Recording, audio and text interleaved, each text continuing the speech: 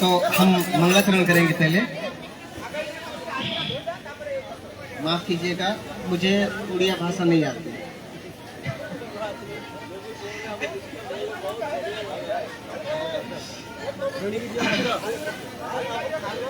लेकिन मैंने यहाँ का प्रोग्राम देखा, मुझे बहुत अच्छा लगा। ठीक है, हम पहले मंगलाचरण करेंगे। ओम नमो भगवते वासुदेवाय। ओम नमो भगवते वासुदेवाय। ओम नमो भगवते वासुदेवाय। ओम नमो भगवते वासुदेवाय। ओम नमो भगवते वासुदेवाय। ओम नमो भगवते वासुदेवाय। नारायणं नमस्कृत्यं नारायणं नमस्कृत्यं नरं चैव नरोत्तमं नरं चैव नरोत्तमं देवीं सरस्वतीं व्यासं देवीं सरस्वतीं व्यासं ततो जयमुदीरये। ततो जयमुदीरये। नष्टप्रायेष भद्रेषु नष्टप्रायेषु अभद्रेषु नित्यं भागवत सेवया नित्यं भागवत सेवया भगवती उत्तमश्लोके भगवती उत्तमश्लोके भक्तिर्भवति नैष्ठिके। भक्तिर्भवति नष्टते। ॐ ज्ञानतिमिरन्धस्य ज्ञानञ्जनशलाकया चक्षुरुन्मिलितं येन तस्मै श्रीगुरवे नमः। श्रीचैतन्यमनोभीष्टं स्थापितं येन भूतले स्वयं रूपकदा मह्यं ददाति स्वपदान्तिकं। वन्देऽहं श्रीगुरो श्रीयुतपदकमलं श्रीगुरो वैष्णवांश्च श्रीरूपं साग्रजातं सहगण रघुनाथान्वितं तं सजीवं साद्वैतं सावधूतं परिजनसहितं श्रीकृष्ण चैतन्यदेवं श्रीराधा कृष्णपादान सहगण ललिता श्रीशाखान्वितं च। नमो ॐ विष्णुपादाय कृष्णपृष्ठाय भूतले श्रीमते भक्तिवेदान्त स्वामी इति नामिने। नमस्ते सारस्वते देवे गौरवाणी प्रचारिणे निर्विशेष शून्यवादी पाश्चात्यदेशतारिणे। हे कृष्ण करुणा सिन्धु दीनबन्धो जगत्पते गोपेश गोपिका कान्त श्रीराधा कान्त नमस्तुते। तप्त काञ्चन गौराङ्गे श्रीराधे वृन्दावनेश्वरी वृषभानुसुते देवी प्रणमामि हरिप्रिये। जवाञ्छाकल्पतरुभ्यश्च कृपा सिन्धुभ्येव च पतितानां पावनेभ्यो वैष्णवेभ्यो नमो नमः। जय श्री कृष्ण चैतन्य प्रभु नित्यानंद श्री अद्वैत गदाधर शिवासादि श्री गौर भक्त वृंद। हरे कृष्णा कृष्णा कृष्णा कृष्णा हरे हरे हरे राम राम राम हरे हरे हरे कृष्णा कृष्णा कृष्णा हरे हरे हरे राम राम राम हरे हरे हरे कृष्णा कृष्णा कृष्णा कृष्णा हरे हरे हरे राम राम राम हरे हरे। बोलो नर्मदा मैया की, बोलो जगतगुरु श्री प्रभुपाद की, बोलो श्री श्री राधा श्याम सुंदर भगवान की, बोलो जगन्नाथ बलदेव सुभद्रा मैया की, बोलो लड्डू गोपाल भगवान की, निता गौर हरि प्रेमानंदे।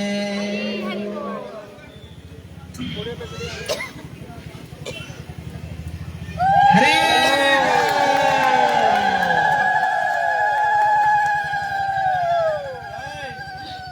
कृष्ण। तो आज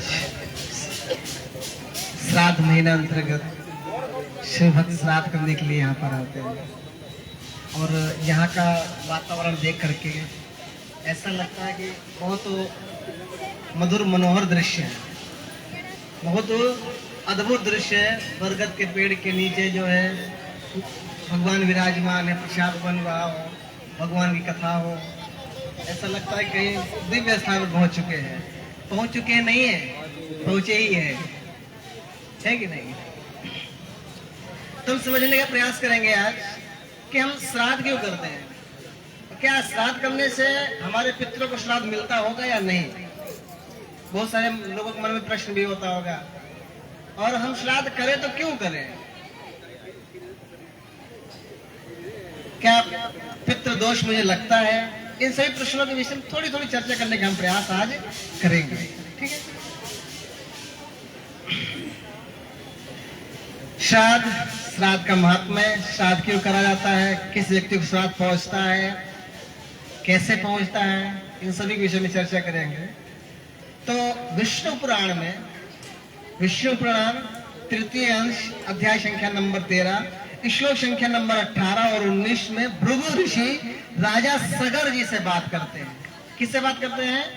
भृगु ऋषि राजा सगर। राजा सगर कौन है और भृगु ऋषि कौन है? भृगु ऋषि पता है आपको? उन्होंने एक बार खोज की कि भगवान कौन है, तो ब्रह्मा जी के पास गए, तो उनके संतान थे, कहा आप भगवान नहीं हो। विष्णु जी के पास, माफ कीजिएगा, शिव जी के पास भी गए, शिव जी भी भगवान नहीं थे, मतलब दुत्कार के भगा दिया।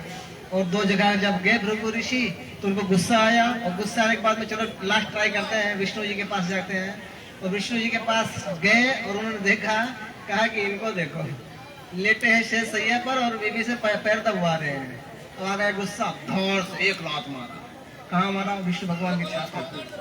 और जब छाती में लात मारा तब देखा कि जो है भगवान उठे, और भगवान उठने के बाद में सभी लोगों ने उनको दुत्कारा था, ब्रह्मा जी ने और शिव जी ने उनको अपमान करके भेजा था। लेकिन यहाँ पर विष्णु जी ने उनको देखा, कहा अरे ऋषि मुनि, आपके इतने कोमल चरण, हमारे जो पत्थर जैसे सीना है, और इस पर आपने मारा, आपके चोट तो नहीं लगी ना? तब भृगु ऋषि ने कहा नहीं, आप ही भगवान हो, यानी कि भृगु ऋषि हो। और राजा सगर कौन है? कौन बताएगा राजा सगर कौन है? कोई प्रयास करेगा खाली बताने के लिए राजा सगर कौन है? चलो हम आपको बता देते हैं। शूर्य वंश में आते हैं। कौन से वंश में आते हैं? शूर्य वंश में आते हैं। और शूर्य वंश में मैंने कथा भी कही थी, जब 2 दिवसीय राम कथा थी, तो इसमें राजा सगर का वर्णन हुआ था। और राजा सगर के 60,000 पुत्र हैं। कितने पुत्र थे? 60,000 पुत्र। और 60,000 पुत्रों को एक ही बार में हरि बोल कर दिया गया था। फिर उनका भी श्राद्ध किया गया था, उनका भी श्राद्ध किया गया था। उनके लिए जो है गंगा मैया को बुलाना पड़ा था भगीरथ महाराज जी के द्वारा। तो इनके पहले भी एक प्रोसेस है। सगर उनको इसलिए कहते हैं, देखते हैं हम समुद्र के किनारे, उड़ीसा के किनारे क्या है? उड़ीसा के किनारे समुद्र है कि नदी है? समुद्र है कि नदी है? समुद्र है ना, उसे हम सागर भी कहते हैं, है ना? तो ये सागर जो है ना, ये 7 महासागर, ये सागर कहाँ से जानते हो? ये सागर कहीं कुछ और नहीं, ये सगर राजा के 60,000 पुत्रों के द्वारा खोदा हुआ जो गड्ढा है, उसी को हम क्या कहते हैं? सागर।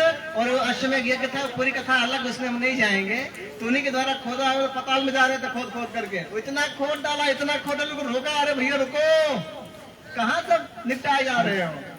तो कहा है, कहा कि आपका जो ढूंढने आया वो कपिल मुनि के आश्रम में है। और ऐसा नहीं था। फिर गए तो उन्होंने बंद किया, पूरी पृथ्वी खोद डालते हुए, समझे? तो ये जो खोदा हुआ, ये सगर के पुत्रों के द्वारा खोदा हुआ, इसके लिए हमने सागर कहते हैं, ठीक है। तो भृगु ऋषि राजा सगर को कहते हैं। विष्णु पुराण में वर्णन है, मृत बंधो दर्शहानि कुलस्यानाम न भुज्यते दानम प्रतिकरो होमो स्वाधायस्य निर्वर्तते विप्रस्य यददास्याहं राजान्यस्यापयोष्टकम् अर्धमासं तु वैश्यस्य मासं शूद्रस्य शुद्धये। देखिए, मरने वाले के यहाँ 10 दिन तक उनके कुल में भी भोजन नहीं करना चाहिए। कोई व्यक्ति की जो मृत्यु होती है तो 10 से 12 दिन तक जिस व्यक्ति की मृत्यु होती है ना, तो वो जो आत्मा होती है वो आत्मा उसी के अगल बगल भ्रमण करती रहती है। कितने दिनों तक? 10 से 12 दिन तक। तो हम उसके लिए काम क्रिया करते हैं ना, शुद्ध करते हैं, तेरहवीं करते हैं, जहाँ जहाँ पर जो जो भाषाएं बोली जाती हो। गुजराती में पानी ढोर किए से, और उत्तर प्रदेश की तरफ जो है वहाँ पर काम क्रिया शुद्ध बोलते हैं। उड़ीसा की तरफ क्या बोलते हैं? शुद्ध क्रिया बोलते हैं ना। अच्छा, तो दोनों भाई भाई ठीक है, तो शुद्ध क्रिया बोलते हैं, तो काम क्रिया शुद्ध होता है। और वो क्रिया करने के बाद में उस आत्मा की जो जैसे कर्म किए होते हैं वैसे उनको प्रदान होता है। तो इसमें वर्णन है कि जो ब्रह्मचारी होते हैं, ब्राह्मण नहीं हो, ब्रह्मचारी की बात करें। ब्रह्मचारी का मतलब कि जो केसरी वस्त्र धारण किए होते हैं, मंदिरों में रहते हैं, उनको उनकी जब मृत्यु होती है ना, तब उनमें एक दिन का भी शोक नहीं होता। क्यों नहीं होता एक दिन का भी शोक? क्योंकि वो अपने आप को शरीर मानते ही नहीं है। जब हम शरीर मानेंगे तब हमारी मृत्यु होगी ना। शरीर मानते नहीं, हम क्या मानते हैं? हम नहीं, ब्रह्मचारी हो, हम तो शरीर मान के ही बैठे हैं। मरते मरते सांस निकलती रहेगी फिर भी शरीर ही मानेंगे, आत्मा तो मानते ही नहीं है। महाराज जी भले कहे, हमारे आचार्य भले कहे, शिष्य गुरु भले कितना भी कह डाले, नहीं, आई एम शरीर। हम जब कथा में रात को बैठते हैं ना, रात को कथा में, तब हम आत्मा बन जाते हैं। सही बात है, भगवान का नाम लेना चाहिए, सुबह में उठना भी चाहिए। और लेकिन सुबह में 8 बजे तक हम शरीर बने रहते हैं, और जैसे शाम हुई कथा में बैठते हैं वैसे हम आत्मा बन जाते। नहीं हो, भगवान का नाम लेना चाहिए, हो भगवान का प्रसाद भी खाना चाहिए। लेकिन ये कब? सुबह और शाम को 7 बजे, 8 बजे, 9 बजे, 10 बजे, सुबह में शरीर हम बदल जाते हैं तुरंत। तो कहते हैं जो ब्रह्मचारी लोग होते हैं वो अपने को शरीर नहीं मानते, आत्मा ही मानते हैं। और हम जब आत्मा मानते हैं तो आत्मा की मृत्यु होती नहीं, तो शोक किस बात का करें? सीधी बात है कि नहीं बात है? क्योंकि जब किसी की मृत्यु हो तब हम शोक करें कि नहीं करें? आत्मा की मृत्यु होने वाली है नहीं, इसीलिए वो शोक भी नहीं करते। फिर कहते हैं कि जो ब्राह्मण होते हैं 3 से 5 दिनों तक शोक होता है। कितने? 4 वर्ण है। कितने वर्ण है? 4। कौन कौन से? ब्राह्मण, क्षत्रिय, वैश्य और शूद्र, 4 वर्ण है। तो जो ब्राह्मण होते हैं उनको मनुष्य शरीर का सिर माना गया, माइंड। क्या माना गया है? माइंड। तो उनके यहाँ जो शोक होता है वो 3 से 5 दिन या 7 दिन तक शोक होता है। फिर इसके ऊपर आते हैं क्षत्रिय। क्षत्रिय को क्या माना जाता है? खास, यानी कि जो समाज की रक्षा करते हैं। तो जो समाज की रक्षा करते हैं उनको क्षत्रिय। क्षत्रियों के यहाँ जब किसी की मृत्यु होती है तो 12 से 13 दिन तक माना जाता है, शोक मानते हैं, शोक मनाते हैं। फिर होता है वैश्य। वैश्य का काम क्या होता है? व्यापार करना, यानी कि वैश्य के द्वारा ही पेट माना जाता है। जो पेट का डिपार्टमेंट है वो किसका है? वैश्य का, क्योंकि वैश्य व्यापार नहीं करेंगे तब तक वो भोजन बनने वाला है नहीं। तो जो वैश्य का होता है उनके यहाँ का होता है 20 से 21 दिन तक। लेकिन जो शूद्र होते हैं, तो जो शूद्र क्या जिसकी मृत्यु होती है उनका जो है 30 दिनों तक शोक होता है। कितने दिनों तक शोक होता है? 30 दिनों तक शोक माना जाता है। तो इसी प्रकार जिस व्यक्ति के घर में जब वो मृत्यु हो जाती है तो जब तक उनके घर में काम क्रिया शुद्ध ना हो जाए तब तक जो है उनके यहाँ प्रसाद लेना ये सब अपशकुन माना जाता है। क्या माना जाता है? अपशकुन माना जाता है। तो फिर ऐसा प्रश्न ऐसा होता है प्रभु जी तो सब हम क्या भगवान को भोग ना लगाए? तो भगवान को तो भोग नहीं लगाएंगे तो फिर प्रसाद कैसे माना जाएगा? इसकी एक विधि होती है। क्या होती है? एक प्रोसेस होती है। फिर हम आगे देखते हैं श्राद्ध कर्म में। श्राद्ध कर्म में क्या होता है? श्राद्ध कौन कौन कर सकता है? श्राद्ध जो है कौन कौन कर सकता है और कैसे कर सकता है, इस विषय में हम जानने का प्रयास करेंगे।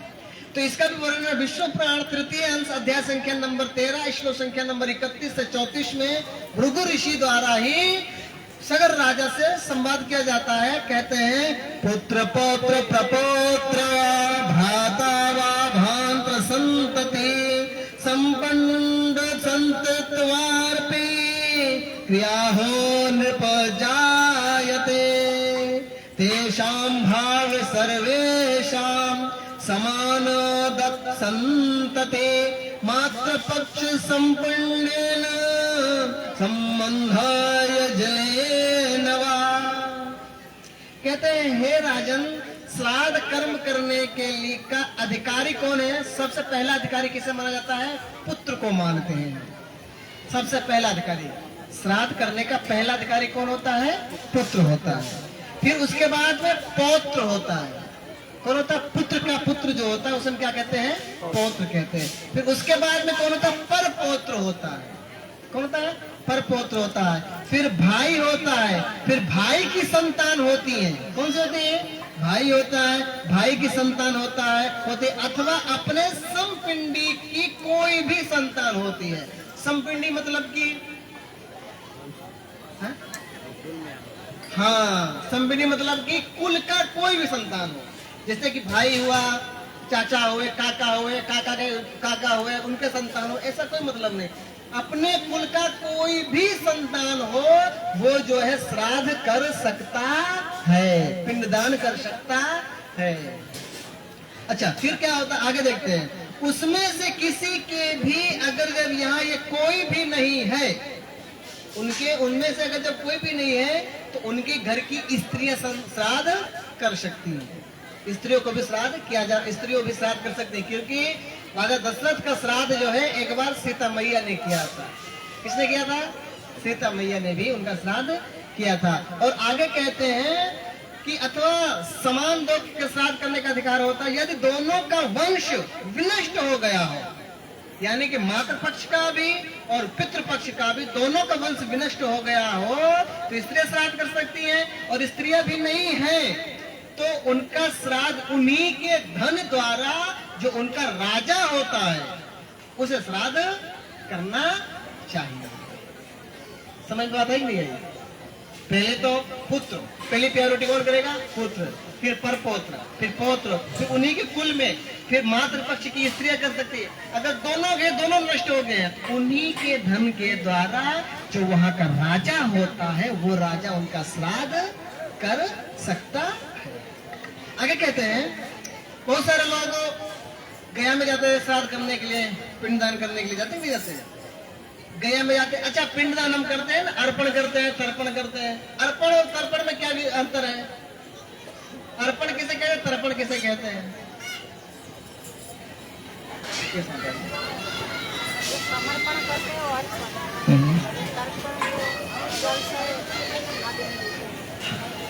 चलिए ठीक है। और कोई एक चीज ध्यान में रखिएगा, एक चीज और ध्यान में रखिएगा। और कोई बताएगा अर्पण किसे कहते, तर्पण किसे कहते हैं? उसे ध्यान में रखिएगा। आपको लगेगा कि प्रभु जी कहे थे वहां पर, ये कौन सा शब्द? हाँ, शुक्ल तीर्थ में, अभी भूलना मत। अर्पण हम किसे कहते हैं? हम जब ऐसे हाथ ऐसे देते हैं ना किसी व्यक्ति को, प्रसाद वितरण करते हैं ना, जिसे क्या कहते हैं? अर्पण। हम आपको अर्पण कर रहे हैं, आपके प्रति समर्पण होकर के हम आपको अर्पण कर रहे हैं। लेकिन तर्पण किसे कहते हैं? इसका उल्टा, हम जब ऐसे करते हैं ना, ऐसे, तब इसे तर्पण कहते हैं। तो यानी कि ऐसे करना, हम जो जिस व्यक्ति की मृत्यु हो गई होती हो, देखते नहीं हम जब श्राद्ध करते हैं तो कैसे करते हैं? ऐसे करते हैं, ऐसे नहीं करते।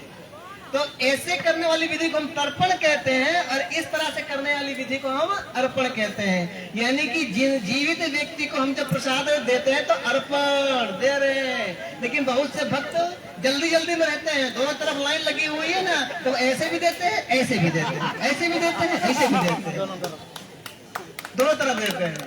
तो ऐसे देते हो ना तो कहते रुको भैया, कहा अभी हम जिंदा हैं, ठीक है? तो उस समय पर आप हस्तक्षेप कर सकते हैं, कर सकते नहीं, कर ही दीजिएगा। श्रीनिवास प्रभु जी बड़े मंदिर में बहुत सारे नए नए भक्त होते हैं ना, तो जल्दी जल्दी दो तरफ लाइन लगी रहते हैं, ये ले, ये ले, ये ले, ये ले, दोनों तरफ से देते हैं। तो इधर वालों को तो अर्पण हुआ और ये वाले क्या हुए? मरे हुए। समझे नहीं समझे? तो इस तरह से तर्पण होता है कि जो हम श्राद्ध में करते हैं, तिलांजलि देते हैं, फिर वो पिंड बनाकर इस तरह से देते हैं, ठीक है? अभी हम कभी भूलेंगे? भूलेंगे कि नहीं भूलेंगे? कभी भूलिएगा मत। कब तक नहीं भूलेंगे हम? आने वाले श्राद्ध तक। पक्का? कब तक नहीं भूलेंगे हम ये? कब तक नहीं भूलेंगे? प्रभु जी कब तक नहीं भूलेंगे? मैंने सुना ही नहीं। कब तक नहीं भूलेंगे ये चीज हम? अर्पण कैसे कहते? हाँ माता जी, कब तक नहीं भूलेंगे हम? जब तक शरीर में जान रहेगा, वाह, जब तक है जान। हरि बोल। और कोई प्रभु जी आप कब तक नहीं बोलोगे? अरे कॉपी मत मारना हो उनका। वो माता जी ने कहा हम भी चलो कॉपी मार देते हैं। हमारे एक साहब थे गणित के, पढ़ाते थे, उनका नाम था विद्याधर द्विवेदी वहाँ पे। तो वो गणित पढ़ाते थे और गणित में सूत्र आता था। क्या आता है? सूत्र आता है। तो सबको खड़ा करें और सूत्र बता दे, और किसी को न आए तो याद करवाएं। जब याद कराएं तो पूछे स्टूडेंट से, विद्यार्थी से पूछते थे ये सूत्र आप कब तक नहीं बोलोगे? तो कहते थे कल तक नहीं बोलेंगे। थोड़ से मारते हैं ऐसे, तारी भली था। एक दिन के लिए याद कराया था मैंने। तो कहते कब तक नहीं बोलोगे? 1 साल तक नहीं बोलेंगे। फिर से थोड़ से लाल हो गया, 2 ही में तो लाल कर दिया। तू बोल कब तक नहीं बोलेगा ये सूत्र? प्रभु जी 5 साल तक नहीं बोलेगा। फिर तो उसको भी मार, 5 साल तक के लिए याद करवाया था खाली। कब तक नहीं बोलोगे ये सूत्र? प्रभु जी जब तक शादी नहीं हो जाएगी तब तक नहीं बोलेंगे। फिर तो डबल मारा जो खाली शादी तक याद रखना है। अरे गधो कहो कि जब तक हम जीवित रहेंगे तब तक नहीं भूलेंगे। और प्रभु जी मुझे भी पढ़ा था, तो वही चीज मुझे आज भी याद है कि हम कोई भी सूत्र याद करें ना, तो जब तक जीवित रहेंगे तब तक भूलना नहीं है। इसीलिए अर्पण इसे कहते हैं, तर्पण इसे कहते हैं। तो गया में पिंडदान करने का महत्व होता है। पंचकोशम गया क्षेत्रम कोशमेकम गया शिरा तत्र पिंड प्रदानेन पित्राणम परमागते गया गमनम मात्रेण पित्राणाम अनरो भवेत गयायां पितृरूपेण देव देवो जनार्दन तो दृष्टवा पुंडरीकाक्षां मुच्यते व ऋणत्रयात्। गया क्षेत्र की बात करते हैं। गरुड़ पुराण में पूर्व खंड अध्याय संख्या नंबर 83, श्लोक संख्या नंबर 3 और 4 खुद ब्रह्मा जी किसको कह रहे हैं? वेद व्यास जी महाराज को, यानी कि पुत्र को कह रहे हैं। वेद व्यास जी महाराज को कह रहे हैं कि जो गया का क्षेत्र है ना, गया कहां पर है? कहां पर स्थित है गया इस समय पर? कौन बताएगा? गया जो स्थान है, गया स्थान किस राज्य में स्थित है इस समय पर? कहां पर है? पता है? कोई दिक्कत नहीं है। किसी को पता है? नहीं। कहां है? आप नहीं हो, आपको बताइएगा। किसी को नहीं पता? चलिए चलिए ठीक है। कहा बाबू कहा करा था? ये भाषा कहाँ की है? कहाँ गए रह लो? बिहार में। गया जो है ना कहाँ पर है? बिहार में स्थित है। तो जो गया है वहां पर लोग पिंडदान करने के लिए जाते हैं। तो गया का क्षेत्र 5 कोस का है और एक कोस में कितने किलोमीटर होते हैं? 3 किलोमीटर, यानी कि 5 कोस का मतलब कि 15 किलोमीटर के अंदर में उसमें गयाशिर एक क्रोश का कहा गया है। यहाँ पिंड देने से पितरों को परम गति का लाभ होता है। व्यक्ति गया जाने मात्र से पितृ ऋण से मुक्त हो जाता है। और गया में देव देव जनार्दन पितृ रूप में स्थित है और उन पुंडरीकाक्षा के दर्शन से व्यक्ति तीनों ऋणों से मुक्ति पा जाता है। गया में पिंडदान का बहुत बड़ा महात्म्य होता है। फिर आगे कहते हैं सभी तीर्थों में स्नान तथा सभी यज्ञों का अनुष्ठान का जो फल होता है वही फल 12वें दिन संपिंडीकरण करने से प्राप्त हो जाता है। गरुड़ पुराण में उत्तराखंड में भगवान विष्णु गरुड़ जिसे कहते हैं। और गया श्राद्ध कर देने से पितृ भव सागर से मुक्त हो जाते हैं। गया में श्राद्ध करने से पितृ भव सागर से मुक्त हो जाते हैं। इसका भी वर्णन कहा गया है गरुड़ पुराण में ही है। गया श्राद्ध कर देने से पितृ भव सागर से मुक्त हो जाते हैं। और वे गदाधर कौन? गदा किसके पास होती है? अभी हनुमान जी मत कहना हो, बलराम जी और विष्णु भगवान के पास भी गदा होती है। तो जो गदा देने से भी वो जो है गदाधर की अनुग्रह से वो परम गति को प्राप्त हो जाते हैं। और आगे कहते हैं पहली बात हम ये जानेंगे जो श्राद्ध होता है किसको किया जाता है। तो जो 2 वर्ष, कितने वर्ष? 2 वर्ष से कम के बच्चे की किसी की मृत्यु हो जाती है तो उसका श्राद्ध नहीं करते हैं।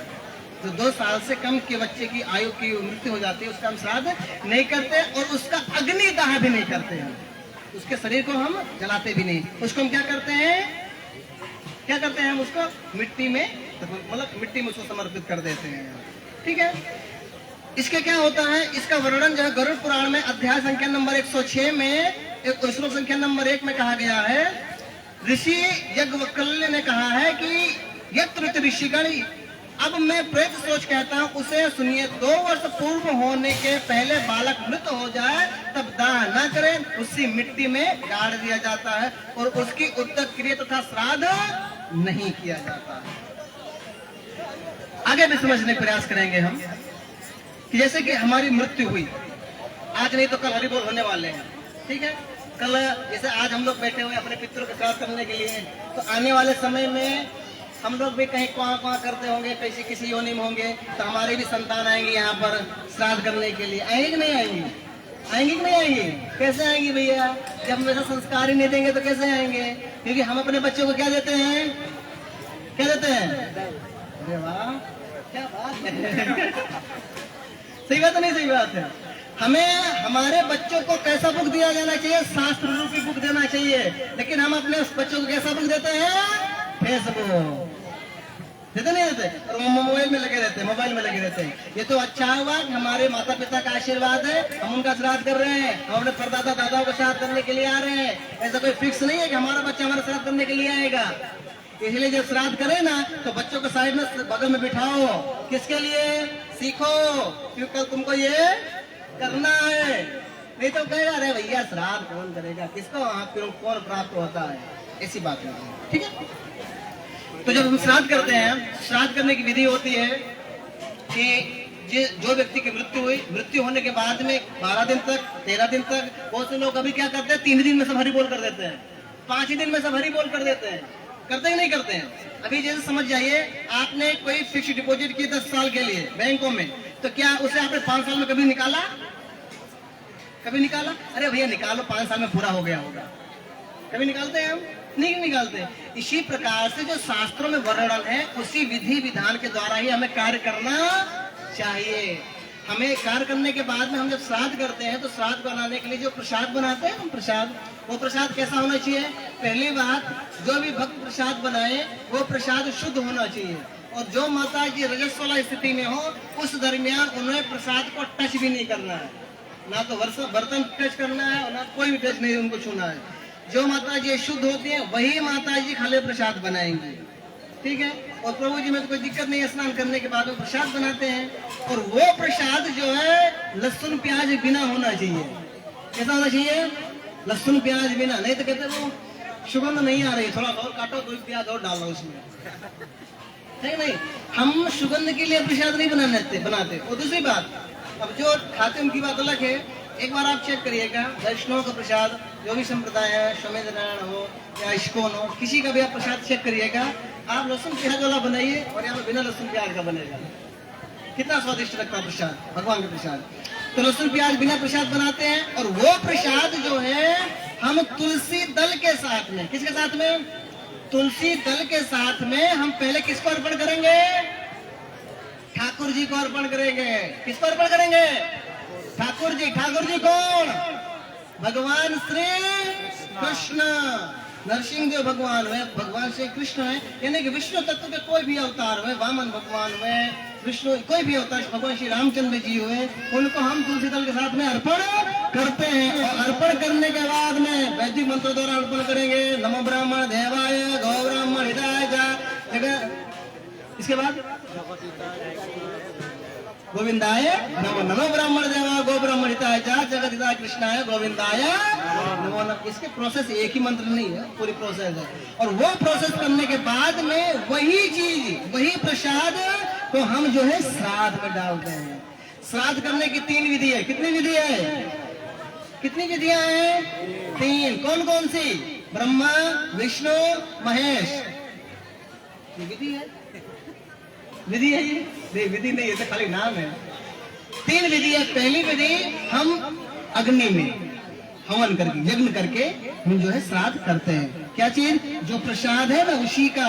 क्योंकि हमने जो भोजन बनाया वो तो साधारण था, लेकिन उसमें पावर कब आती जानते हो? उसमें पावर आती है जब भगवान को भोग लगता है ना, तब उसमें पावर आ जाती है। आती कि नहीं आती है? क्योंकि कोई साधारण व्यक्ति हो, ऐसे बैठा कोई दिक्कत नहीं, लेकिन वही साधारण व्यक्ति कमिश्नर का ड्रेस पहन ले तो बोला अभी सारी गाड़ी लाइन में हो जाएगी, नहीं हो जाएगी, हो जाएगी नहीं। यानी कि पावर व्यक्ति में नहीं, किसमें है? उस वर्दी में है। एक बात सही बात है, नहीं सही बात है। तो उसमें पावन आता है, तो हम जब अग्नि में धोते हैं तो वो जो है श्राद्ध पितरों तक पहुंचता है। तो आप बोले प्रभु जी कहाँ वो मर गए भैया, 10 साल हो गए मरे, और तुम यहाँ अग्नि में सब जला देते हो, कैसे पहुंचता होगा? बताएंगे, रुको जरा, वो भी हम बताएंगे आपको कि हाँ, पहला प्रोसेस क्या हुआ अग्नि में। दूसरा प्रोसेस होता है कि हम ब्राह्मण या वैष्णव को प्रसाद खिलाएंगे। ब्राह्मण या वैष्णव को कैसे? जब तम्बाकू खाते वैसे नहीं हो, चिलम पीते हो, शुद्ध ब्राह्मण हो, शुद्ध वैष्णव हो, हम उनके मुखारों के बिंदु के द्वारा, क्योंकि भगवान कहते हैं कि हम वैष्णव या ब्राह्मणों के मुख से प्रसाद ग्रहण करते हैं, तो उनके जब हम प्रसाद खिलवाते देते हैं तो उनके द्वारा हमारे पितरों को पहुंचता है। फिर तीसरी विधि होती है कौवा को देने की। किसको देने की? कौवा को। तो इस समय पर कौवा विराजमान है नहीं। अच्छा, कौवा को हम क्यों देते हैं? कौवा को क्यों देते हैं? क्योंकि एक लोक है जिसे हम पितृलोक कहते हैं, और पितृलोक का डिपार्टमेंट किसे दिया गया है? आहिर माँ को दिया गया है। किसको दिया गया है? और आहिर माँ का जो वाहन है वो कौन है? कौवा है। इसलिए हम यहाँ पर जो भी चीज बनाते हैं, दाल चावल रोटी सब्जी पूरी खीर मालपुआ खीर गुलाब जामुन रसगुल्ला जो भी बनाते हैं, और हमारे पित्र समझ जाओ कि गाय बने हुए या सांप बन गए हुए या चींटी बने हुए या खटमल बन गए हैं या वृक्ष बने हुए हैं, तो हमने तो यहाँ पर भैया दाल चावल रोटी सब्जी बनाया, तो उनको कैसे प्राप्त होगा? क्योंकि वो गाय बने हुए, चींटी बने हुए, चींटी तो मालपुआ खाएंगे नहीं, सांप तो मालपुआ खाने वाले हैं नहीं। तो उनमें ऐसा होता है कि हम जब श्राद्ध करते हैं तो श्राद्ध के द्वारा ये पूरा प्रसाद कहाँ जाता है? पितृलोक में। और पितृलोक के द्वारा वही जो है, जो हमारे पितृ जिस भी योनि में होते हैं, उनको उसी योनि में उनको वो प्रसाद प्राप्त होता है, और प्राप्त होने के बाद में वो उच्च गति को ऑन द स्पॉट प्राप्त हो जाते हैं। आप कहोगे प्रभु जी हम कैसे इस पर विश्वास करें? चलिए मानते हैं कि यहाँ से कोई व्यक्ति अमेरिका गया हो और अपना कोई संतान कोई अमेरिका गया हो, और अमेरिका में क्या चलता है? पैसा। अमेरिका में क्या चलता है? डॉलर चलता है। और हमारे पास क्या है? पैसा है। तो आपने कभी देखा है ऐसा कि यहाँ से हम पैसा डालते हैं और हमारे पुत्र को अमेरिका में प्राप्त हो गया? ये बात सत्य की गलत है? सही है? नहीं, वो गलत है। सही भी गलत है। पैसा यहाँ भी डाला, कनाडा में जाकर के निकाला, और कनाडा की करेंसी में, ऐसा कैसे? अरे हम तो यहाँ पे गांधी साहब डाले थे प्रभु जी, बैंक में जमा करवाए थे, और वहाँ पे कनाडा में जो है कनाडा की करेंसी निकली, ऐसा कैसे हो सकता है? ये सब बात झूठ है कि सही है? सही है, सही है। तो आप विचार करो प्रभु जी की एक साधारण व्यक्ति के द्वारा जब बनाया हुआ कोई भी वस्तु होती है, यहाँ से डालते हैं, दूसरे देश से निकालते हैं, तो अखिल ब्रह्मांड के अधिपति भगवान श्री कृष्ण और जिनके आह्लादनी शक्ति श्रीमती राधा रानी, उनके आदेशानुसार जो प्रोसेस बनाई गई होगी, तो आपको नहीं लगता कि हम यहाँ पर श्राद्ध डालेंगे तो हमारे पितरों को प्राप्त होगा? होगा कि नहीं होगा? होगा। और ये हमें विश्वास करना ही पड़ेगा। और हम जब देते हैं तो उच्च गति को प्राप्त होते हैं, और उच्च तो आपको ऐसा मन में भी प्रतीत होता होगा तो प्रभु जी एक ही बार श्राद्ध कर दे, आने वाले सालों में हम श्राद्ध नहीं करेंगे। श्राद्ध हमें हर जब श्राद्ध का महीना आता है ना, तो हर जो है श्राद्ध में हर दिन श्राद्ध हमें करना चाहिए। क्यों? चलो इसका भी हम प्रमाण देते हैं। अपने यहाँ का 1 साल कितने? अपने यहाँ पृथ्वी का 1 साल और पितृलोक का 1 दिन के बराबर होता है। यानी कि यहाँ पे 365 दिन हुआ ना, तो वहाँ पर 1 दिन खाली व्यतीत होता है। यानी कि हम जब श्राद्ध करते हैं 1 दिन, यहाँ पे 1 साल में 1 बार, तो हमारे पितरों को जो है वहाँ उनके हिसाब से रोज प्रसाद मिलता रहता है। कैसे मिलता रहता है? रोज प्रसाद मिलता है। तो बहुत सारे लोग रहते हैं वो देते ही नहीं। बहुत सारे लोग कहते हैं प्रभु हम तो 21वीं सदी के पीढ़ी हैं, हम थोड़ी श्राद्ध करेंगे। तो जब आप श्राद्ध नहीं करोगे ना, तो दूसरों के पितृ प्रभु जी दूध दही मक्खन घी खाते रहेंगे, और हमारे पितृ प्रभु जी भूखे टुकुर टुकुर निहारते रहेंगे। अरे भैया कुछ तो खिलाओ बाबू, एक दिन हो गया, भूख लगी है बाबू, कुछ तो खिलाओ। और ये बाबू जो है स्विट्जरलैंड सापुतारा घूमते रहते हैं श्राद्ध के महीने में, है कि नहीं है? इसीलिए जो है बहुत से लोग कहते हैं पितृ दोष हमें लगा है। प्रभु जी पितृ किसी को लड़ते नहीं है, पितृ दोष लगता नहीं है, लेकिन हमारे पास तो नंबर नहीं है, तो फोन करके बताएं ऐसे लोगों को तो आप पहले लड़ो और ऐसे लोगों को तो पहले आप परेशान करो। सही बात है नहीं? सही बात है। तो हमें जब हम यहाँ पे श्राद्ध देते हैं और तो हम जब यहाँ पर खाली साल में एक बार देते हैं, वहाँ पर उनको रोज श्राद्ध मिलता रहता है, तो हमें रोज श्राद्ध करना चाहिए नहीं करना चाहिए? सॉरी, जो साल में खाली 15 दिन का श्राद्ध होता है, महीना आता है, तो हमें करना चाहिए। अच्छा, जिस व्यक्ति की जिस तिथि में मृत्यु हुई होती है, कौन सी? जिस व्यक्ति की जिस तिथि में मृत्यु हुई होती है, तो उसी मृत्यु में उसे श्राद्ध करना चाहिए। किसी एक कम हुई, द्वादशी हुई, त्रयोदशी हुई, द्वितीय हुआ, तृतीय हुआ, लेकिन जिस व्यक्ति का एकादशी के दिन मृत्यु हो गई हो, तो एकादशी के दिन श्राद्ध किया नहीं जाता, एकादशी के दिन श्राद्ध नहीं किया जाता। अच्छा, तो कहोगे प्रभु जी हमारे दादाजी कब चले गए, हमें तिथि तो पता ही नहीं है, तब क्या करें हम? सही बात है नहीं? सही बात। तो उनके लिए जो है लास्ट के जो 2 दिन होते हैं, श्राद्ध महीने के जो अंतिम 2 दिन होते हैं, उस 2 दिनों में हमें श्राद्ध कर देना चाहिए। कितने दिनों में? अंतिम 2 दिनों में। ठीक है, तिथि नहीं पता होती है तो अंतिम 2 दिनों में कर देना चाहिए।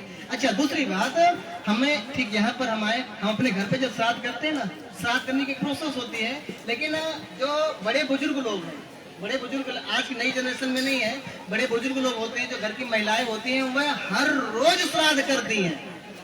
हर रोज मतलब कि जो हमारा शाम को प्रसाद बनता है ना, सबका प्रसाद बनता है, उसी में से वो भगवान को भोग लगाने के बाद में थोड़ा सा प्रसाद पितरों के लिए वो निकाल ही देती हैं। बताओ, हमने दाल चावल रोटी सब्जी बनाया, आप हर रोज तो खीर मालपुआ बनाने वाले हो नहीं, बनाओगे हर रोज?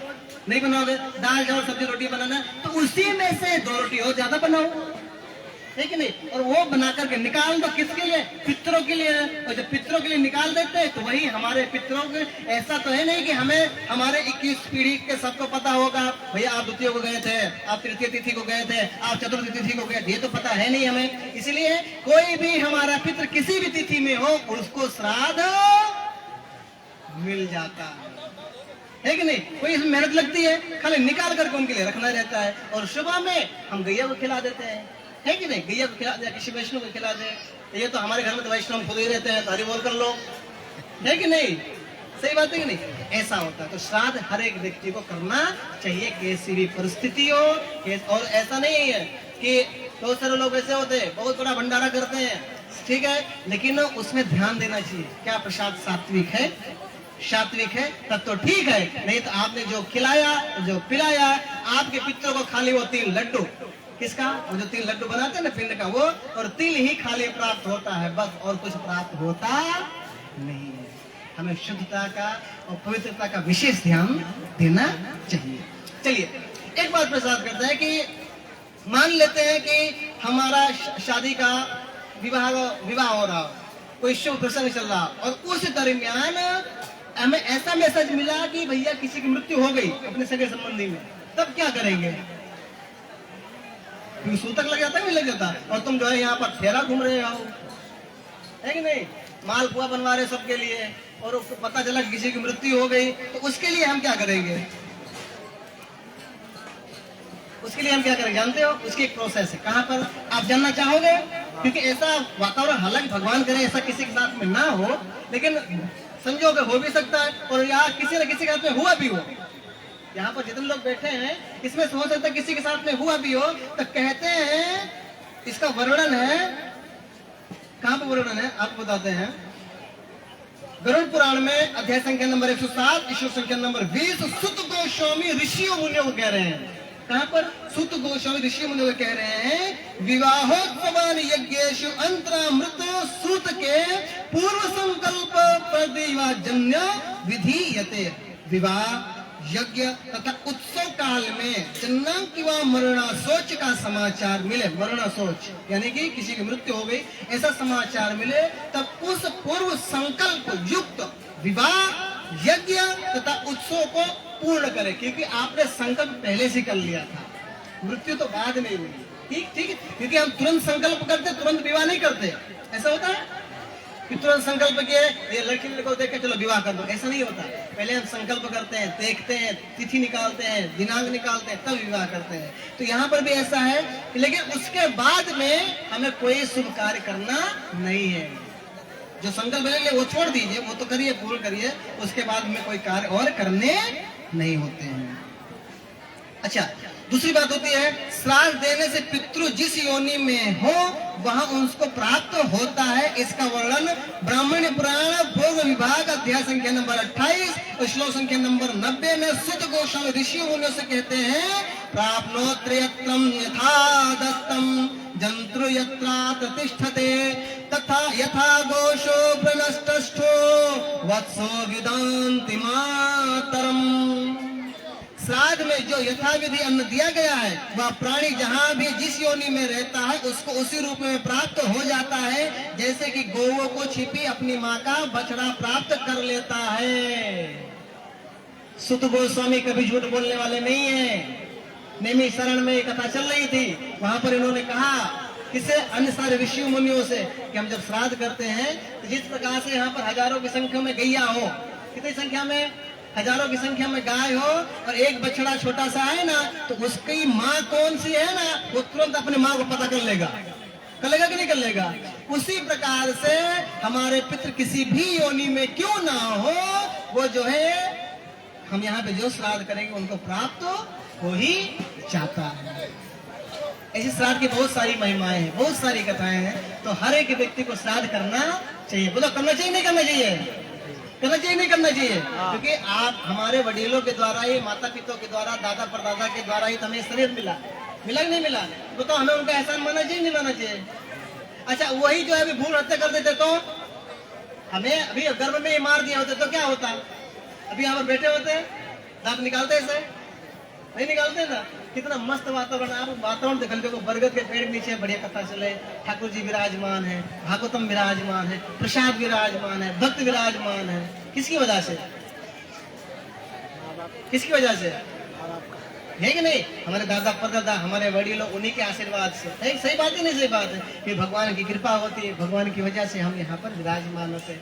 84 लाख प्रकार की योनियों में घूमते घूमते घूमते घूमते घूमते घूमते घूमते घूमते 2.25 करोड़ वर्ष साल लग गए प्रभु जी, तब जा करके हम कौन बने, कौन बने। आपका नाम क्या, सुनिए, पुनः प्रभु बने 2.25 करोड़ वर्ष के बाद। कितने वर्ष के बाद बने प्रभु जी, 2.25 करोड़ वर्ष के बाद। प्रभु जी आपका नाम क्या है, सन्यासी प्रभु, प्रभु जी के नाम में सन्यासी है। सन्यासी प्रभु जी 2.25 करोड़ वर्ष के बाद में कितने माता पिता बदल डाले, तब जाकर के इनको क्या मिला, मनुष्य जन्म मिला है। और मनुष्य जन्म हम लोगों को क्यों मिला और अन्य लोगों को क्यों जानते मिला, मनुष्य जन्म क्यों मिला जानते हो आप, क्यों मिला है मनुष्य जन्म, क्यों मिला हमें है? तुम झूठ बोलते हो। प्रभु जी कह रहे भगवान की सेवा करने के लिए। मनुष्य जन्म हमें क्यों मिला जानते हो आप, मावा खाने के लिए प्रभु। किसके लिए मिला, पीने के लिए मिला है, गाली देने के लिए मिला है, झगड़ा करने के लिए मिला है, ईर्ष्या करने के लिए मिला है ना, है ना। आप लोग नहीं और करेंगे वही यहाँ पर खाली हो प्रभु जी, हम तो भगत बन गए प्रभु जी, माला करते हैं, तिलक कर लिया, धोती कुर्ता पहन लिया। प्रभु जी ये हमारी बाह्य सुंदरता है। कैसी सुंदरता है, बाह्य सुंदरता है। लेकिन कहते हैं नित्यम भागवत सेवा, हमें अंदर की सुंदरता देखनी है। क्या सुंदरता देखनी, अंदर की सुंदरता। हमारे अंदर में प्रभु जी काम, क्रोध, ईर्ष्या, द्वेष, मद और मत्सर कूट कूट के भरा। आप लोगों की बात नहीं कर रहे हो, आप लोग तो मेरी सीनियर, हम अपनी बात कर रहे हैं। हमारे अंदर कूट कूट के भरा हुआ है। लेकिन इसका मतलब तो ये है नहीं कि भैया जब निकलेगा तो इसका मतलब तो ये है नहीं कि हम निकालने का प्रयास भी ना करें। निकालना चाहिए नहीं निकालना चाहिए, निकालना चाहिए नहीं निकालना चाहिए। तो उसको ऐसे कैसे निकालेंगे हम, ऐसा हाथ डालो करके बाहर निकाले, कैसे निकालेंगे हम, उसको निकालने की विधि क्या है। अच्छा पहली बात, हम क्या निकालना चाहते हैं, नहीं है ना, निकालना चाहते नहीं निकालना चाहते, निकालना चाहते हैं। तो उसे निकालेंगे कैसे, क्योंकि हाथ अंदर जाने वाला है नहीं और एसिड तो हम पी सकते हैं नहीं साफ करने के लिए, नहीं तो हमारे बोल हो जाएंगे। उसके निकालने के लिए केवल एक ही उपाय है। कौन सा उपाय है, क्या उपाय है, हरे कृष्णा, दोनों हाथों पर करो, बोलो हरे कृष्णा, हरे कृष्णा, हरे कृष्णा, हरे कृष्णा, कृष्णा कृष्णा, कृष्णा कृष्णा, हरे हरे, हरे हरे, हरे राम, हरे राम, हरे राम, हरे राम, राम राम, राम राम, हरे हरे, हरे हरे। केवल भगवान का नाम, भगवान के नाम के सिवाय किसी के माई के लाल में ताकत नहीं है कि जो हमारे अंदर से ईर्ष्या, द्वेष, अहंकार, पाप, वासना निकाल सके। किसी में ताकत नहीं है। आप विचार करिए, कोई बाल्टी है और उसमें गंदा पानी भरा हुआ है और उस गंदे पानी को हमें साफ करना है बिना छुए हुए, तो हम कैसे साफ करेंगे? कैसे साफ करेंगे बिना छुए हुए? साफ कर सकते हैं उसे बिना छुए हुए? सापन डाला जाएगा, कैसे रूम जी? सापन डाला जाएगा उसमें। साफ पानी डाला जाएगा नहीं जाएगा? कैसे साफ कर सकते हैं बिना छुए हुए? उस बाल्टी को किसके नीचे रखेंगे? नल के नीचे, जो नल रखता नहीं और उसको छूना नहीं है, और बस हमें नल चालू कर देना। क्या करना है? नल चालू कर देना। और जब नल चालू हो जाएगा ना और उसमें गंदा पानी भरा हुआ है तो उसमें साफ पानी आते आते, साफ पानी आते आते, साफ पानी आते आते इतना साफ पानी आएगा कि एक समय ऐसा आएगा कि उसमें से गंदा पानी ऑटोमेटिक बाहर। तो जो गंदी डोल है ना बाल्टी पानी वाली, तो वो कौन? आप लोग नहीं हो, मैं। आप लोग एक बात नहीं कर रहे हैं। वो गंदा पानी बाल्टी भरा हुआ कौन? वो मैं। ठीक है, तो जो नल है वो कौन है? भगवान है। और जो पानी गिर रहा है वो क्या है? भगवान का नाम। यानी कि वो भगवान का नाम उस बाल्टी में, किस बाल्टी में? इस बाल्टी में जाते डालेंगे, डालते डालेंगे, डालते रहेंगे, डालते रहेंगे, तो एक समय ऐसा आएगा कि ये जो शरीर रूपी कचरा रूपी बाल्टी है ना, उस बाल्टी से सारा कचरा क्या हो जाएगा? बाहर निकल जाएगा। निकलेगा कि नहीं निकलेगा? चलिए दूसरी बात, फोन सबके पास है? दिखाओ सबके पास फोन है ना? दिखाना मत, रहने दीजिएगा। इसमें जब हम नया फोन लेते हैं, नया फोन, इसमें डिस्प्ले लगकर फोटो लगी होती है कि नहीं लगी होती? तो क्या वो फोटो हमें अच्छी लगती है? अच्छी लगती है फोटो? नहीं लगती ना। वो फोटो हमें अच्छी नहीं लगती तो वो फोटो को हम निकालते हैं? नहीं निकालते। हम अपनी इच्छा अनुसार अपनी मनपसंद का इस मोबाइल पर फोटो लगाते हैं ना, तो वो जो पहले की फोटो होती है वो अपने आप निकल जाती है। सही बात नहीं? सही बात। तो हमें अपनी जो दुर्गुण होते हैं हमें निकालना नहीं है, हमें क्या करना है? उससे भी अच्छी चीज अंदर डालो ना, तो वो अपने आप निकल जाएगा। निकलेगा कि नहीं निकलेगा? इसीलिए हमें सबसे सुंदर क्या होता है? फिर से दोनों हाथों पर करिए, बोलो हरे कृष्णा, हरे कृष्णा, हरे कृष्णा, हरे कृष्णा, कृष्ण कृष्णा, कृष्णा कृष्णा, हरे हरे, हरे हरे, हरे राम, हरे राम, हरे राम, हरे राम, राम राम, राम राम, हरे हरे। हरे हरे। हम जब भगवान का नाम लेते हैं तो हम तो शुद्ध होते ही हैं, साथ में यहाँ पर करोड़ों की संख्या में व्यक्तियां घूम रहे हैं, उन व्यक्तियों का भी जो वो धन्य हो जाते हैं। वृक्ष, पौधे, गैया, बकरियां, पशु, पक्षी, चींटी, खटमल, मच्छर, ये सभी जीव जंतु भी पवित्र हो जाते हैं। सीधी सी बात से, एक गाय जाती हो या कोई जीव जंतु जाते हो, हम उससे गाली बोलेंगे तो उसके कान में जाएगी कि नहीं जाएगी? और उसी कान में हम जब भगवान का नाम बोलते हैं तो बोलो वो भी उसके कान में जाएगा। तो भगवान के नाम में इतनी ताकत होती है कि वो सारी चीजें पवित्र हो जाते हैं। बहुत सारे लोग होते हैं आत्महत्या कर लेते हैं। क्या कर लेते हैं? आत्महत्या कर लेते हैं। थोड़ा सा जो है कहीं फेल हो गए, किसी ने उनको प्यार नहीं किया या उनको मन अच्छी उनकी इच्छा अनुसार उनको चीज नहीं मिलती है तो क्या कर लेते हैं? अरे गॉड, और उनको ऐसा लगता है कि हम मर गए। आत्महत्या करने से आदमी मरता है? आत्महत्या करने से क्या मनुष्य की मृत्यु हो जाती है? अगर जब ऐसा मन में वहम होगा तो निकाल दीजिएगा। आत्महत्या करने से आदमी की मृत्यु नहीं होती। आत्महत्या करने से आदमी की मृत्यु नहीं होती। कैसे? हम लोग आपको बताते हैं। पद्म पुराण प्रथम भाग सृष्टि खंड अध्याय संख्या नंबर 60 और श्लोक संख्या नंबर 82 से लेकर के 91 तक कौन? साक्षात शिव जी। कौन? भोलेनाथ जी अपने पुत्र कार्तिकेय से कहते हैं, गल्पाशव जले शास्त्रे लगलात्म आघातका ई लोके चाटे प्रेता। गले में फांसी लगाकर, जल में डूब कर शस्त्र से तथा विष खा करके जो लोग अपनी हत्या कर लेते हैं वे इस लोक में ही प्रेत होते हैं, और वे प्रेत लोक में बहुत दिनों तक रहकर भी कभी मनुष्य योनि में जन्म प्राप्त नहीं कर पाते, और जो पशु असोच के भीतर ही जन्म लेकर के मर जाते हैं। बहुत से लोगों की इच्छा होती नहीं, अरे प्रभु जी हम तो फेल हो गए। नहीं, अरे बोल, हमको प्रभु जी 54,000 रुपया का मोबाइल पापा से कहा था, 3 महीने से कह रहे हैं और मोबाइल लेकर के नहीं दिया। पता लगा कि हरे बोल हो गए। देखो कहीं ऐसा होता है, किसी जो है लड़की से प्रेम किया, उनको नहीं मिली, उनको ना बोलते वो हरी बोल हो गए।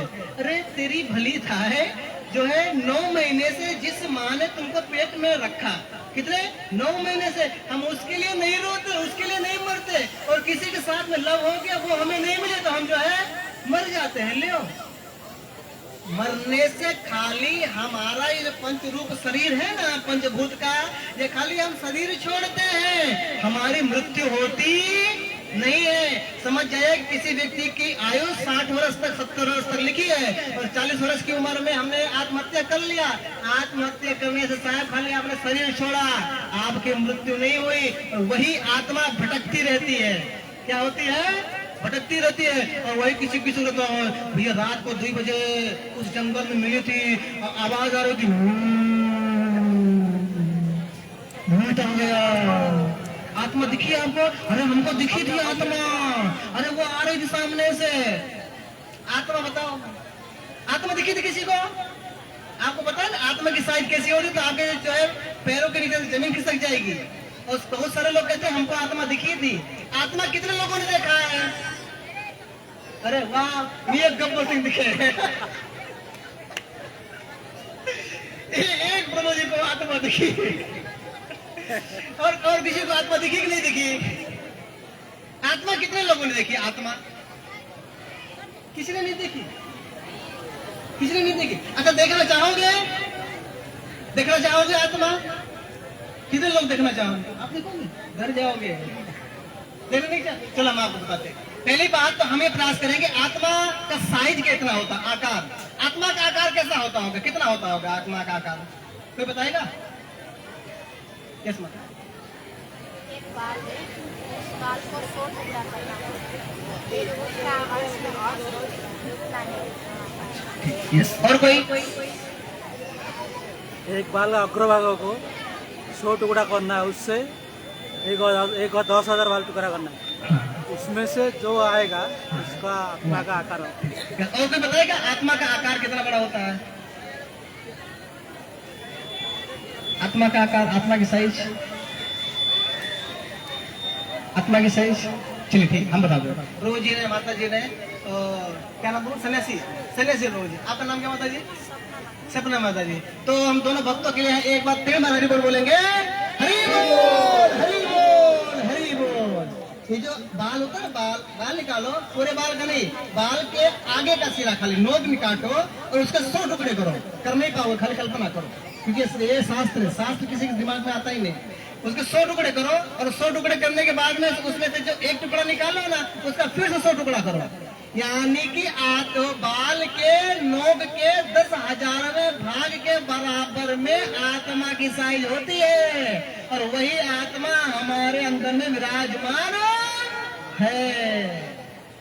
और वही आत्मा वृक्ष के अंदर में भी है, वही आत्मा चींटी के अंदर में भी है, वही आत्मा बकरी के अंदर में भी है, और वही आत्मा सेम टू सेम हाथी के अंदर में भी होती है।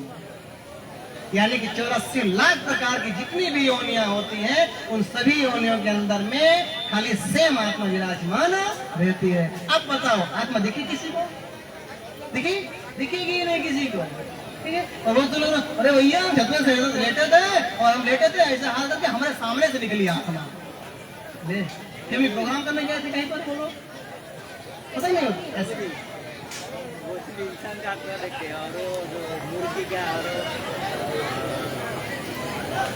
और मुर्गी का जो काटा जाता है कचरे खाने में, और तभी उसका आत्मा निकलता है, वो इंसान को दिखता नहीं, वो खरीद के लाकर पकाते हैं। अच्छा, सही बात है, रोज ने सही बात बताई कि वो खाली आत्मा, आदमी का ही आत्मा देखते हैं, और जब मांसाहार करते हैं तो उसकी आत्मा नहीं देखते। सीधी सी बात। देखो एक चीज और मुझे पॉइंट याद आ गया, हम जब किसी के वहां पे जाते हैं, क्या होता है, हम जब किसी के यहाँ शमशान में जाते हैं ना, यात्रा, शमशान यात्रा में, और जब घर आते हैं, तो डायरेक्ट घर में प्रवेश करते हैं हम? करते हैं? नहीं करते ना? क्यों नहीं करते? क्योंकि शुद्धता नहीं होती हमारे अंदर। स्नान करते हैं, वो स्नान करने को अग्नि देखते हैं, करते हैं, तब जाकर हम घर में प्रवेश करते हैं। यानी कि हम किसी देह को शमशान तक पहुंचाए, शमशान के पहुंचाने के बाद में हम अशुद्ध हो जाते हैं, हम घर में एंट्री नहीं करते, ये तो ठीक। लेकिन दूसरे दिन या अन्य जगह पर देखो, पूरी की लाश ले आएंगे, पूरी की पूरी बॉडी ले आएंगे घर में, और घर में लाने के बाद में खुद तो आए और बॉडी को भी घर में ले आए। यहाँ तक तो ठीक, किचन में भी लेकर के जाएंगे, रसोई घर में, और वहाँ भी ठीक, तो फ्रिज में भी रखेंगे, उसको बनाएंगे, उसको खाएंगे, तब वो अशुद्ध नहीं होते हैं।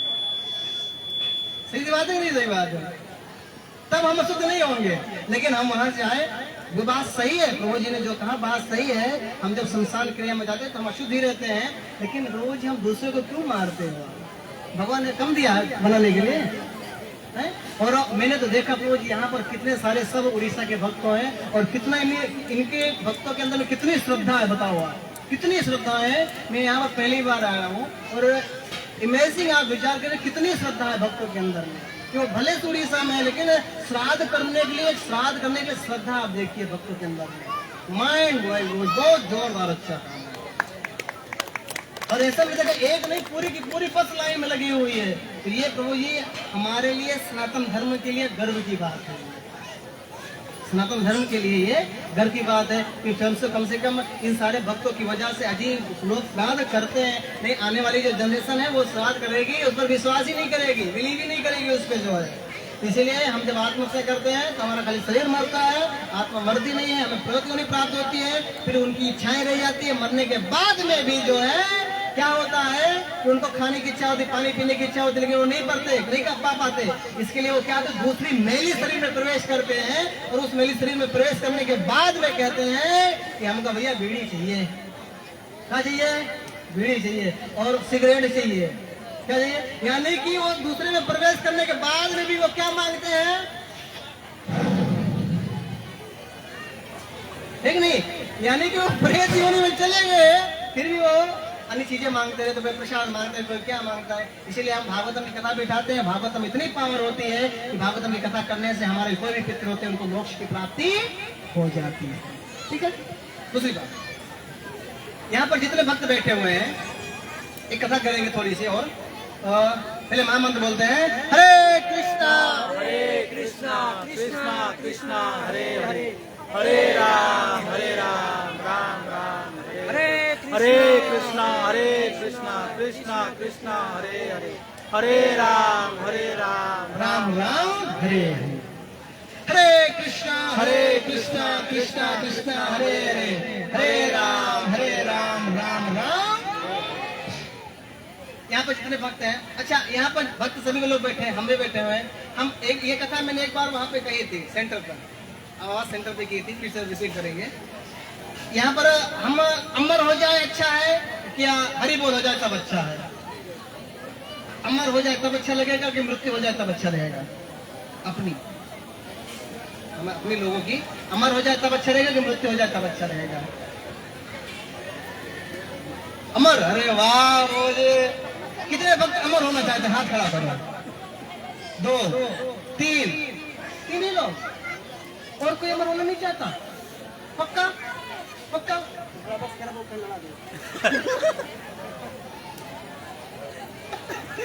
और कोई अमर नहीं भी जानता? चलिए ठीक है, बताते हैं। एक बार हनुमान जी महाराज, बोलो हनुमान जी महाराज की जय, बोलो हनुमान जी महाराज की जय, जनरल भगवान श्री रामचंद्र की जय, राम लक्ष्मण जानकी जय, राम लक्ष्मण जानकी जय बोलो हनुमान की, जय बोलो हनुमान की राम लक्ष्मण जानकी। ओके ठीक है। एक बार हनुमान जी महाराज सभी लोग समुद्र पार करके कहाँ पर गए? लंका गए। ठीक है, जब लंका गए तो लंका जाने के बाद में मैसेज मिल गया। किसको मैसेज मिला? रावण को। ठीक है, रावण का नाम क्या है? दशरथ। अरे वाह। सॉरी सॉरी, हैं? रावण का नाम रावण। और कोई बताएगा? दशानन। दशानन नहीं, उसका तो पद है, वो 10 सिर था ना, इसलिए उसको दशानन कहते हैं। रावण उसका नाम रावण नहीं है, रावण नाम है उसका। राम मतलब रावण, यानी कि उसकी धार से गर्भपात हो जाता था, जब चलता था पृथ्वी हिलती थी, इसीलिए रावण, इसीलिए उसे रावण कहते हैं। उसका नाम क्या है? दशानन। दशानन, उसको 10 सिर था, इसीलिए उसको दशानन कहते हैं। रावण का नाम क्या है? भूल गए? ये बात हमने राम कथा में कही थी। रावण का नाम क्या है? कौन बताएगा? कुंभकर्ण कितने भाई थे? कुंभकर्ण कितने भाई थे? कितने भाई थे कुंभकर्ण? मेरे को बोलो ना। हाँ, अरे बोल माता, कम से कम आपने लाज रखी। 3 भाई थे। कौन कौन? कुंभकर्ण, विभीषण और इंद्रजीत। नहीं भैया, वो तो कुंभकर्ण, विभीषण, रावण। रावण का नाम क्या? बताओ। जो लोग बैठे खाली उन्हीं की बात नहीं कर रहे, खड़े वाले हैं वो भी बोल सकते हैं, कोई दिक्कत नहीं है, खड़े हैं वो भी बोल सकते हैं। कुंभकर्ण, विभीषण, रावण तो मैंने आज बताया ना, जो चलता था ना तो लोग डरते थे, रावण, इसकी वजह से उसका नाम रावण पड़ा। उसका नाम क्या है? किसी को नहीं पता? अरे हूँ तुम्हें। चलो ठीक है, अभी भूलिएगा मत। कब तक नहीं भूलेंगे हम? हाँ, वो तो हम बोलेंगे, वो तो मैं बोलने वाला हूँ, लेकिन भूलिएगा मत। कब तक नहीं भूलोगे आप? जब तक जान है, जब तक जान है। हाँ, जब तक है जान तब तक नहीं भूलेंगे हम रावण का नाम। ठीक है, उसका नाम है दशग्रीव। क्या नाम है? दशग्रीव नाम है। सुग्रीव नहीं हो, दशग्रीव। आप सर्च कर लीजिएगा, शास्त्र में ढूंढिएगा, रामायण में ढूंढिएगा, वाल्मीकि रामायण में ढूंढिएगा, रामचरितमानस में भी ढूंढिएगा, उसका नाम है दशग्रीव। ठीक है, अभी कोई कहे ना रावण का क्या नाम है, पागल आ गया, रावण का नाम रावण ही रहेगा ना? नहीं, दशग्रीव नाम है। ठीक है, तो भगवान श्री रामचंद्र जी, लक्ष्मण जी, हनुमान जी महाराज, सेना भी तैयार थी। रावण को मैसेज मिला कि जाओ जो है राम के ऊपर प्रहार करो। किसके ऊपर प्रहार करो? अखिल ब्रह्मांड के अधिपति कौन? भगवान श्री रामचंद्र जी के ऊपर प्रहार करने के लिए आ रहे हैं। कौन आ रहे हैं? रावण के सैनिकों। अब जब देखा भगवान रामचंद्र जी ने तो भैया हजारों की संख्या में सैनिक आ रहे थे। बात हुई थी अमर रहना अच्छा है कि मृत्यु हो जाए हमारी वो अच्छी है। ठीक, टॉपिक ये था, इसके पॉइंट ऊपर चर्चा हम कर रहे हैं। तब देखा हजारों की संख्या में हाथी के ऊपर सवार आ रहे हैं। किसको लड़ रहे हैं? किससे लड़ने के लिए? परम पिता परमेश्वर से लड़ने के लिए आ रहे हैं। कौन? भगवान से लड़ने के लिए आ रहे हैं सामने से। और इधर से हजारों की संख्या में घोड़े के ऊपर सवार होकर के आ रहे हैं, और इधर से हजारों की संख्या में रथ के ऊपर सवार होकर के आ रहे हैं, और पीछे से भी हजारों की संख्या में पैदल चलने वाले आ रहे हैं। किससे युद्ध करने के लिए? भगवान से युद्ध करने के लिए। अब विचार करो, तो जो है हनुमान जी महाराज अकेले चले गए बीच में। कहा यहाँ पे डिस्टर्ब ना हो, जैसे भी लड़ना हो ना किसी को तो यहाँ पर मत लड़ो। कहाँ पे लड़ना चाहिए? उधर चले जाइए या उधर चले जाइए। यहाँ पर क्या हो रहा है? क्या हो रहा है? भगवान की कथा हो रही है। तब हनुमान जी महाराज सबको साइड में लेकर गए, आ जाओ साइड में। अब हनुमान जी महाराज बीच में। कहाँ पर? बीच में अकेले। सामने से हाथी, और हाथी बहुत बड़ी बड़ी हाथी, और ऐसी वैसी हाथी नहीं, और बहुत बड़ी बड़ी हाथियां। वो एक पैर जब रखती थी ना तो जो है जहाँ पर पैर रखती थी वहां का जो पृथ्वी की जमीन होती थी तो ऐसे दर्रा जाती थी। उसमें दरार पड़ जाती थी। ऐसी ऐसी हाथियां, और वो जब हाथी प्रभु जी हमारे संयम प्रभु जी के, सन्यासी प्रभु जी के ऊपर आए तो क्या होगा? अरे खाली खाली बात कर रहे हैं, तो अच्छा नहीं होगा। भगवान सामने हो, हमारा प्राण छूटता हो तो कितना हमारा सद्भाग होगा। सही बात है नहीं? नहीं तो सुबह फिर से अमरोली पहुंचेंगे, आवाज सुबह फिर से 7 से 9 ना, 7 से 9 टटार पटार टटार पटार टटार पटार चालू चालू रहेगा, है कि नहीं? हमारे भगवान साक्षात सामने रहते तो हमारा जब प्राण निकलता है। चलिए जाने दीजिए। हनुमान जी महाराज बीच में, सभी लोग सामने से आ रहे थे। ये दृश्य लक्ष्मण जी ने देखा और भगवान से कहते हैं, अरे प्रभु हनुमान जी अकेले हैं, कृपा करके हमें परमिशन दीजिए यार। तब हम भगवान श्री रामचंद्र जी स्माइल करते हैं, मुस्कुराते हैं, लक्ष्मण से कहते हैं रुको जरा, सब्र करो। और हनुमान जी कहते हैं आप रुकिए, अब देखिए दृश्य। हनुमान जी महाराज जी के पास जैसे आते हैं और हनुमान जी कहते हैं जय श्री राम। जय श्री राम। आप लोग तो बोलो, बोलो जय श्री राम। जय श्री राम। जय श्री राम। जय श्री राम। जय श्री राम। जय श्री राम। हनुमान जी महाराज पलक झपकते हुए उड़े और उड़ने के बाद में हाथियों के झुंड में जाकर के बैठे और प्रभु जी 25-30 हाथी इस हाथ में पकड़ा और 25-30 हाथी को इस हाथ में पकड़ा और ऐसे हवा में उड़ा दिया। अब वो सब उड़ना लगे, अरे उड़े तो जब गिरे वो जब 25-25 हाथियां तो एक के ऊपर गिरी थी ना तो 10-10 को लेकर के मार के गिराई, क्योंकि वो गिर ऐसे वैसे नहीं गिरे, थाम थाम गिरी और पलक झपके और जैसे पलक खुली तो हनुमान जी महाराज सामने से गायब थे। तो कहाँ के हनुमान जी महाराज पता है आपको? उस तरफ गए घोड़सवारी वाले में, और वहां पे 150 घोड़ों को इस हाथ में बटोरा और 150 घोड़ों को इस हाथ में बटोरा और लेके उड़ गया धौल से और सबको हवा में उड़ाए और उड़ाने के बाद में पलक झपकते वहां से गायब। कहाँ गए? सामने वाली पार्टी में जो रथ पे आ रहे थे, ऐसे रथ में, यानी कि जो लोग नीचे चल करके आ रहे थे ना, थोड़ी देर में भैया सब आकाश मार्ग में उड़ रहे हैं, धना धन धना धन धना धन।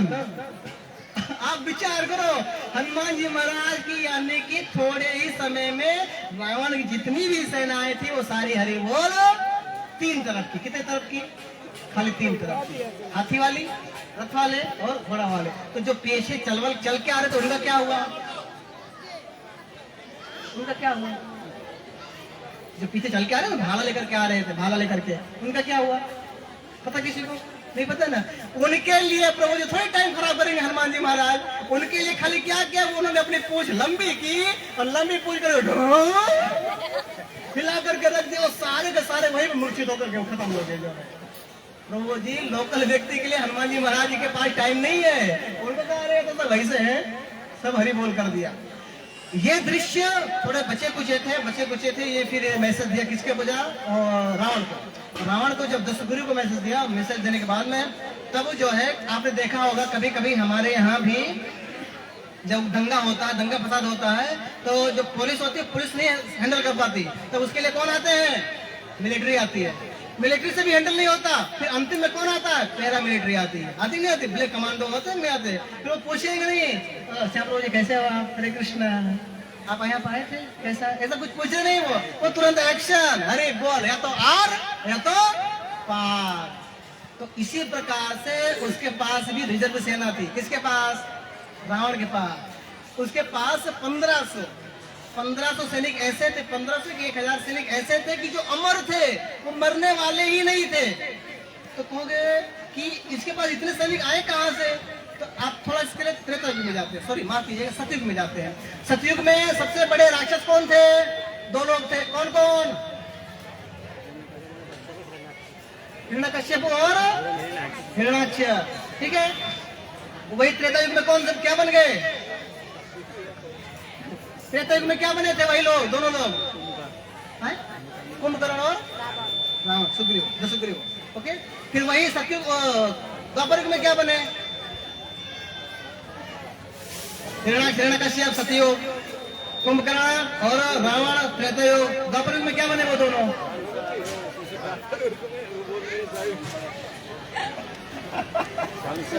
वो किसी भी में नहीं थे, वो तो भगवान के नाम में थे। कंस और शिशुपाल, ऐसा प्रभु जी कह रहे हो, मैं नहीं कह रहा हूँ। क्या बने थे वो दोनों लोग? ये मैं इसीलिए मैं बार बार टॉपिक लेता हूँ ये चीज, क्योंकि सभी लोग यही कहते हैं कि कंस कंस, आप ध्यान से समझिएगा, कंस नहीं है, शिशुपाल और दंतवक्र है। कौन है?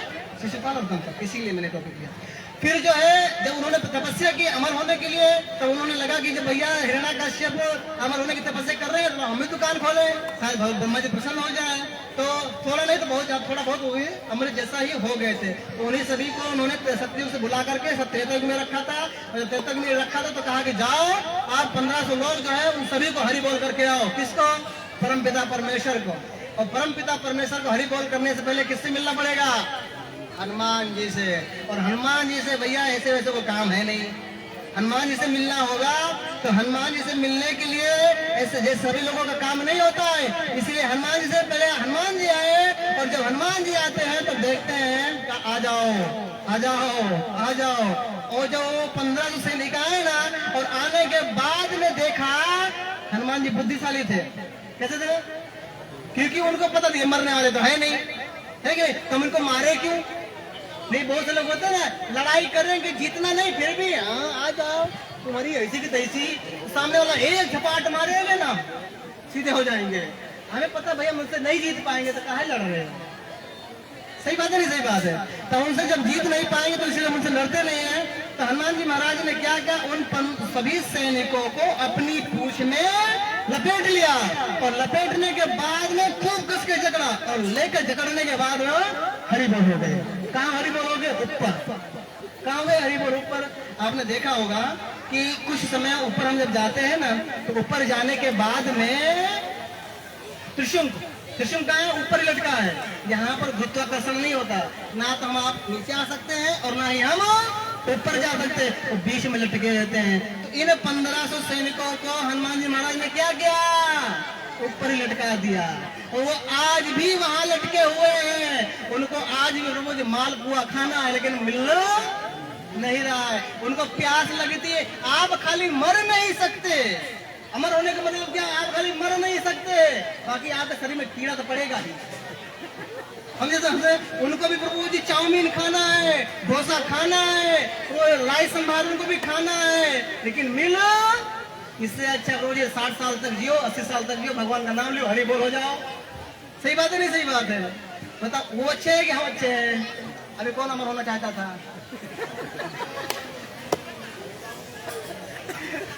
और कौन अमर? 2 लोग अमर होना चाहते थे। रोज क्या करना है? हरि बोल होना आपको कि अमर होना है? ठीक है, ये कथा थी। ऐसे बहुत सारी कथाएं हैं, बहुत सारे प्रवचन हैं।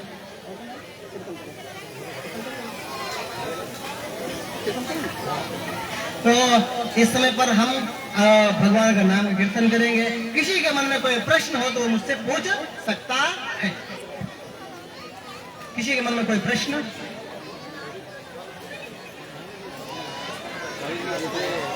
लोग कहते हैं कि गया में साथ देने के बाद फिर कभी साथ देना नहीं पड़ता, कितना सच्चाई है और साथ देने क्या है इसके बारे में बताइए। प्रभु जी का प्रश्न है। प्रभु जी कह रहे हैं कि गया में श्राद्ध करने के बाद में कभी भी किसी को श्राद्ध करने की जरूरत नहीं पड़ती है।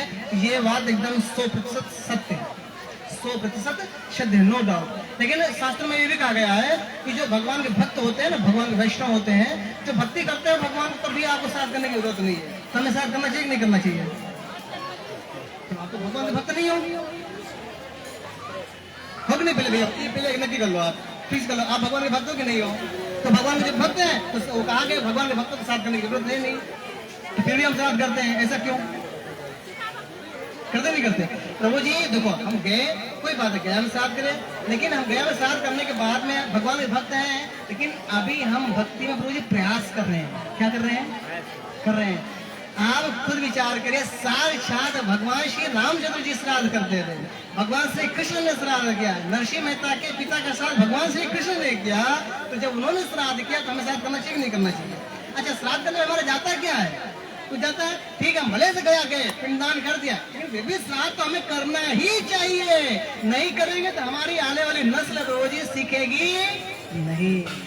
ठीक है, श्राद्ध हमें करना ही चाहिए। और किसी का कोई प्रश्न? किसी का कोई प्रश्न? यस माता जी।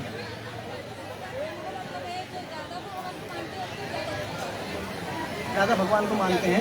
ज़्यादा भगवान मानते हैं, दुख ज़्यादा क्यों होता है? हाँ, जो ज्यादा भगवान को मानते हैं ज्यादा दुख पाते हैं।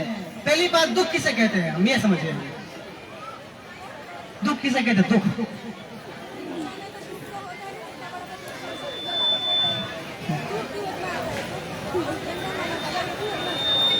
हाँ, ज्यादा भगवान को मानते हैं तो दुख हमें मिलता है। पहली बात तो हम ये समझने का प्रयास करेंगे दुख किसे कहते हैं। जैसे अभी बस में आए, ठीक है, तो बस में सबको सीट दे दी श्याम प्रभु ने, 2 लोग खड़े रहे, पैसा दिया वो फ्री में थोड़ी आ रहे हैं हम। हाँ, जो है ऐसे थोड़ी होता, 6 बजे से खड़े थे हम, पैसा दिया है, हम इसे क्या कहते हैं? दुख मान लेते हैं। दुख हम इसे कहते हैं हमारी इच्छा अनुसार जो कार्य ना हो उसे हम क्या कहते हैं? दुख मानते हैं। यही बात है नहीं? हमारी इच्छा अनुसार अगर जब कार्य नहीं हुआ उसी में हम क्रोधित भी होते हैं, उसी को हम दुख मान लेते हैं। चलो सीधी सी बात हम मान लेते हैं, भगवान का नाम लेने से कौन कहता है कि दुख ज्यादा आता है? चलो पहली बात और क्लियर करते हैं, ये पहले क्लियर करते हैं।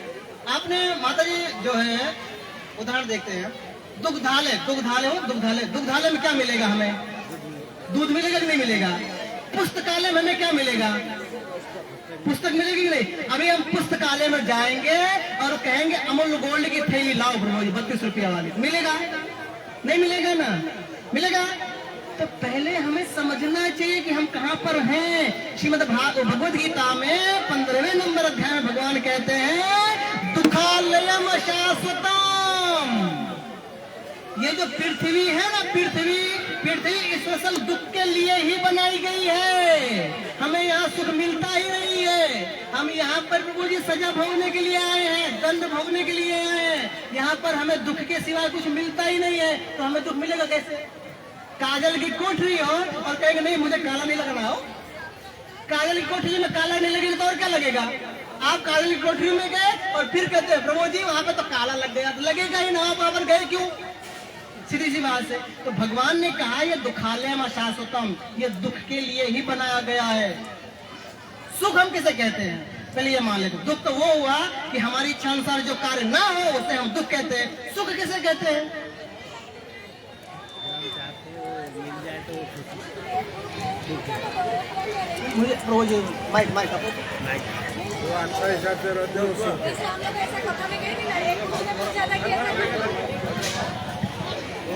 मतलब मैं एक कथा में गई थी तो एक गुरु को पूछा था कि जो भगवान को जो ज्यादा मानता है क्यों इतना दुख पाता है। वो क्या बोला था कि नहीं इतना नहीं दुख पाएगा, कि जो जैसा करेगा ऐसा कर्म वो मिलेगा, ऐसा ही बोला था। कोई बोलते कि नहीं ऐसा नहीं होता है। बोले कोई बात नहीं।